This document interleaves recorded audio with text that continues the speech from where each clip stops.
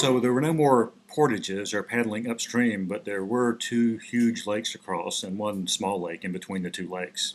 On the first lake, we had the best weather of the whole trip. We had at least one day of perfect weather and one of near perfect weather with warm temperatures, calm conditions, no wind against us, just perfect conditions in every way.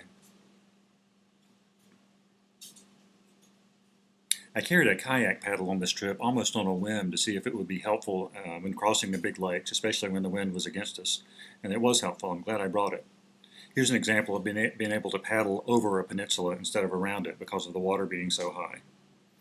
And our good weather lasted for a couple of days there at the beginning of the trip, but then the weather we encountered was pretty much the same weather that we had here in Massachusetts. It rained most of the time. We sometimes held out for trout, kept throwing the pike back, because they're so easy to catch the big pike. Trout were a little harder to come by. As we crossed the second lake, we began to come into more and more windy conditions, and rainy also. In fact, on the second big lake, we were windbound for 3 days.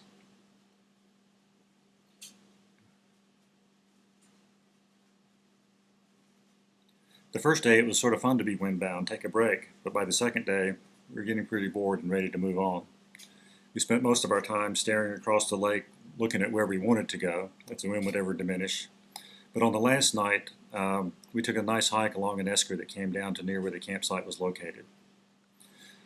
After 3 days, we were able to paddle against the wind that had diminished slightly after spending time drying out gear and repairing a few things. Up to this point, we'd actually been on the South Seal River the whole time. But as we reached the end of the final big lake, we came into the Seal River itself. And it's called the Seal River because of all the seals in it. And they would swim right up to the boat and check us out. They had a tendency to want to actually follow along right behind the canoe to get a good look at us. But then, of course, they could just disappear when we turned around to take a look at them. There weren't a lot of rocks left for sunning, but this guy found one spot anyway. Here's one of the few pictures that gives some sense of scale. You can see my friend Ben out in the middle of the river in his canoe here.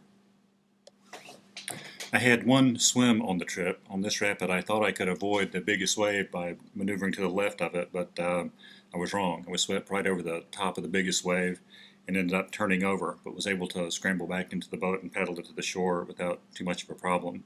I should have run over here on the right side, but instead, right over the top of the biggest wave is where I went. Ben ran not only that rapid, but every rapid on the trip with no problem. We became windbound for a second time on the Seal River itself, but we knew that if we could just reach the big bend in the river, the wind would be behind us, which we did. As we approached the coast, the trees continued to thin out until we were paddling through tundra.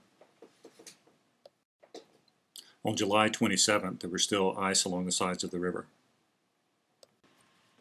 There are many rapids on the Seal River that run on for kilometers on end, a real highlight of the trip, especially with such high water.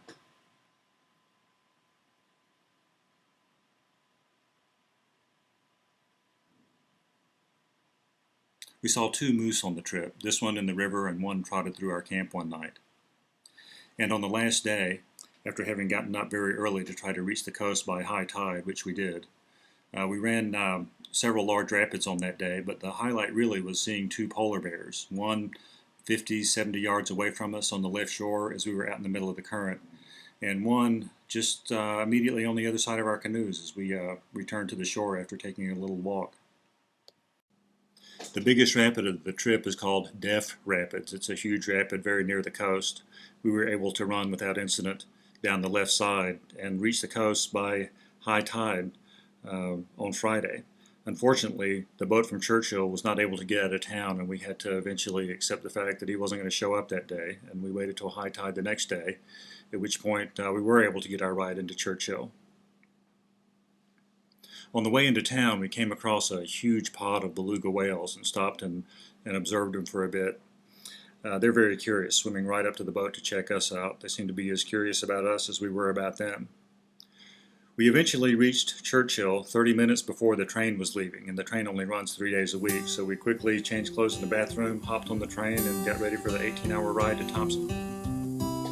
We had hired someone to drive our car from South Indian Lake back to the town of Thompson, so from there it was just a matter of the 4-day drive back to Toronto, and then another day's drive back home to Stockbridge. The trip of a lifetime so far.